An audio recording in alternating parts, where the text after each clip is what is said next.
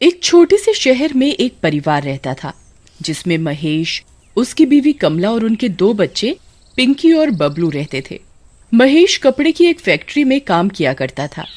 एक दिन फैक्ट्री में आग लगने के कारण फैक्ट्री के मालिक ने बहुत से लोगों को काम से निकाल दिया, जिसमें एक महेश भी था। वैसे ही महेश आर्थिक तंगी से गुजर रहा था और ऊपर से नौकरी चले जाने के कारण घर के हालात और खराब हो गए थे। एक दिन पूरा परिवार साथ बैठकर खाना खा रहा होता है।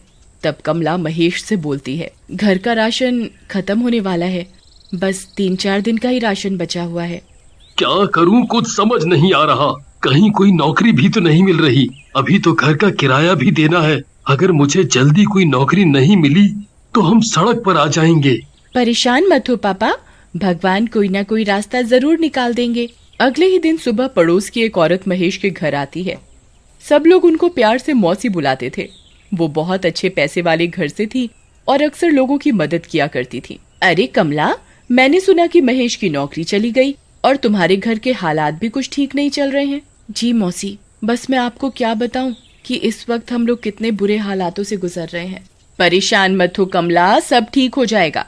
एक काम करो, तुम लोग मेरे गांव चले जाओ। वहाँ हमारा एक मकान है जो सालों से बंद पड़ा है। तुम्हारे घर के हालात जब तक ठीक नहीं हो जाते तुम लोग आराम से वहाँ रहो। बस उस घर में ऊपर की मंजिल पर एक बंद कमरा है, उसे मत खोलना। दरअसल उसमें हमारा कुछ जरूरी सामान है। और रही महेश की नौकरी की बात, तो उसके लिए भी परेशान होने की बिल्कुल जरूरत नहीं है। उस गांव में जो स्कूल है, मैं उसके प्रिंसिपल को बहुत अच्छे से जानती हूँ। मैं उनको बोलकर महेश को किसी न किसी काम के लिए वहाँ लगवा ही दूंगी और तुम लोग पिंकी और बबलू को भी उसी स्कूल में पढ़ा सकते हो। ये तो बहुत अच्छा रहेगा मौसी, आपका ये एहसान हम कभी नहीं भूलेंगे। कमला महेश के घर आते ही उसे सारी बात बताती है। महेश की खुशी का तो कोई ठिकाना ही नहीं रहता। ऐसा लग रहा था मानो जैसे जादू से पल भर में उनकी सारी मुश्किलें छूमंतर हो गई हों। पर वो इस बात से बिल्कुल अनजान थे कि उनकी मुश्किलें तो उनका कहीं और इंतजार कर रही हैं। कमला, तुम आज ही सारा जरूरी सामान बांध लो, हम कल सुबह ही निकल जाएंगे। अगले दिन सुबह पूरा परिवार गांव के लिए निकल जाता है। गांव पहुंचते पहुंचते उनको शाम हो जाती है। गांव पहुंचकर महेश बताए हुए एड्रेस को ढूंढने लगता है। तभी उसे एक आदमी मिलता है। भाई साहब, जरा ये पता तो बताना। दरअसल हम लोग इस गांव में नए हैं तो हमें यहाँ का कुछ नहीं पता।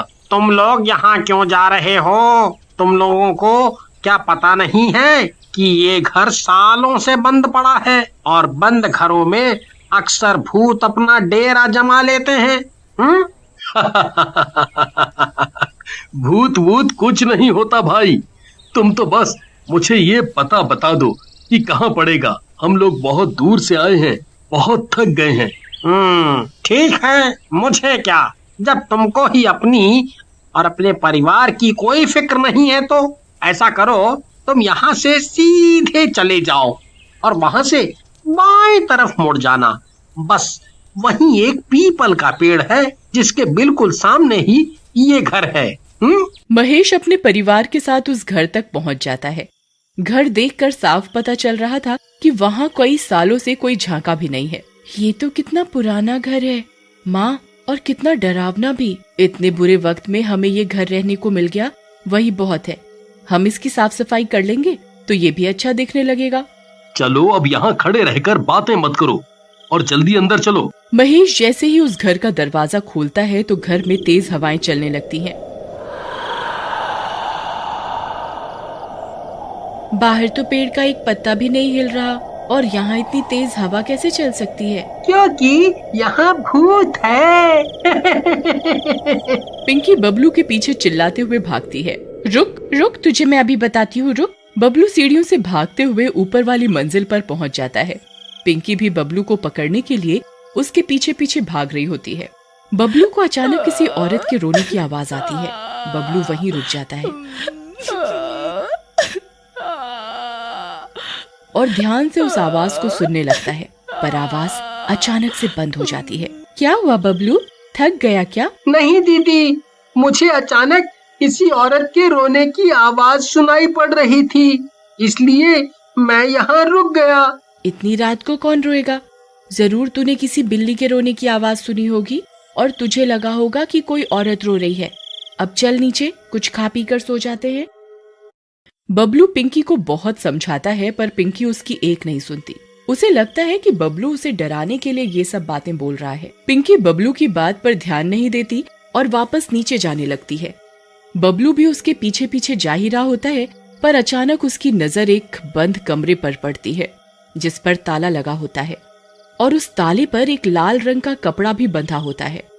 लगता है ये वही कमरा है जिसके बारे में मौसी जी माँ को बता रही थी। ऐसा क्या जरूरी सामान रखा है इस कमरे में जो इस पर इतना बड़ा ताला लगा है? तुझे इतना सोचने की जरूरत नहीं है। मौसी जी ने हमें मना किया है इस कमरे में जाने से, तो बस हमें इस बात का ध्यान रखना चाहिए। रात को खाना खाकर सब सोने चले जाते हैं। आधी रात को अजीब सी खटखट की आवाज से पिंकी की अचानक आंख खुल जाती है। बबलू जल्दी उठ, जरा देख कर तो आ कि ये आवाज कहाँ से आ रही है। मुझे सोने दो दीदी, मुझे बहुत तेज नींद आ रही है, आप खुद जाकर देख लो। पिंकी डरते हुए अपने बेड से खड़ी होती है और ध्यान से उस आवाज को सुनने की कोशिश करती है। आवाज बाथरूम से आ रही होती है। पिंकी बाथरूम का दरवाजा खोलती है और डरते डरते उसमें झांकती है। जैसे ही वो अंदर देखती है उसके होश उड़ जाते हैं।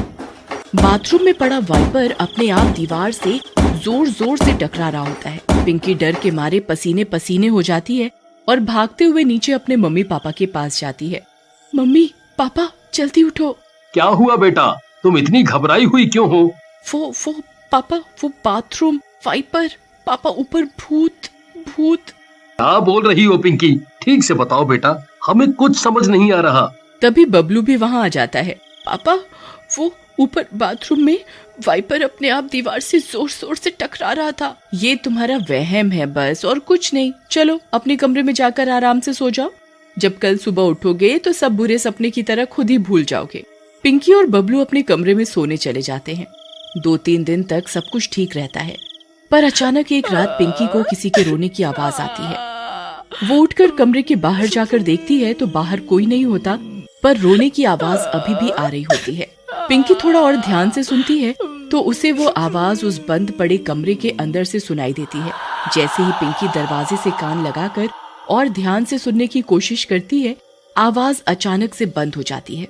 पिंकी डर कर अपने कमरे में भाग जाती है, पर रात भर वो उस बंद कमरे के बारे में सोचती रहती है। पिंकी जब सुबह उठती है तो उसे लगता है जैसे रात को जो कुछ भी हुआ वो सब उसका वहम था और वो इस बारे में किसी को नहीं बताती। एक दिन बबलू उस बंद कमरे के बाहर बॉल से खेल रहा होता है। वो उस कमरे में झांकने की कोशिश करता है पर कुछ दिखाई नहीं देता। रात को जब सब सो रहे होते हैं तब बबलू के दिमाग में वो बंद कमरा घूम रहा होता है। वो उस बंद कमरे के बाहर जाता है। मैं इस ताले को कैसे खोलूं? मैं कुछ देखता हूँ जिससे मैं ये ताला तोड़ सकूं। बबलू जल्दी से एक हथौड़ी ढूंढ कर लाता है और उस ताले को तोड़ देता है। जैसे ही वो उस कमरे की कुंडी खोलता है उसे पीछे से किसी के आने की आवाज आती है। दरअसल पिंकी हथौड़ी की आवाज से उठकर बाहर आ जाती है। कौन है यहाँ? कौन है यहाँ? ये ताला किसने तोड़ा? ये जरूर बबलू का काम है। वो अपने बिस्तर पर भी नहीं था। पिंकी से रहा नहीं जाता और वो कमरे के दरवाजे को खोलकर अंदर झांकती है। उसको तभी एक झटका सा लगता है जैसे उसके अंदर किसी की आत्मा घुस गई हो। पिंकी को बहुत अजीब सा महसूस होता है और वो अपने कमरे में जाकर सो जाती है। अगले दिन सुबह उठते ही महेश अपनी नौकरी के सिलसिले में सुबह ही घर से निकल जाता है। पिंकी घर की सफाई में अपनी माँ का हाथ बटाने लगती है और बबलू आंगन की सफाई करने बाहर चला जाता है। पिंकी का बर्ताव कुछ अलग सा होता है। वो बिल्कुल चुपचाप खिड़की पर खड़ी बाहर पीपल के पेड़ को ऐसे देख रही होती है जैसे वो अपने होश में ही ना हो। पिंकी, तू वहाँ खड़ी क्या देख रही है? चल जल्दी से मेरे साथ काम करवा। पिंकी कमला की आवाज सुनकर एकदम होश में आती है। उस दिन से पिंकी कभी कभी अजीब बर्ताव करने लगी थी। वो अक्सर उस पीपल के पेड़ को देखती रहती थी। एक दिन पिंकी अपने कमरे में लगे शीशे को एक कपड़े से साफ कर रही होती है। तभी उसे शीशे में एक चुड़ैल अपने पीछे खड़ी हुई दिखाई देती है। पिंकी जैसे ही पीछे मुड़ती है तो वहाँ कोई नहीं होता। पिंकी फिर से शीशे को साफ करने लगती है तो इस बार वो चुड़ैल अपने बड़े बड़े नाखूनों वाले हाथ पिंकी की गर्दन पर रख देती है। मम्मी, बबलू, मुझे बचाओ, जल्दी आओ, ये चुड़ैल मुझे मार डालेगी। कमला और बबलू जल्दी से पिंकी के कमरे में आते हैं तो देखते हैं कि पिंकी बेहोश पड़ी है। अगर आप आगे की कहानी देखना चाहते हैं तो कमेंट करके जरूर बताएं।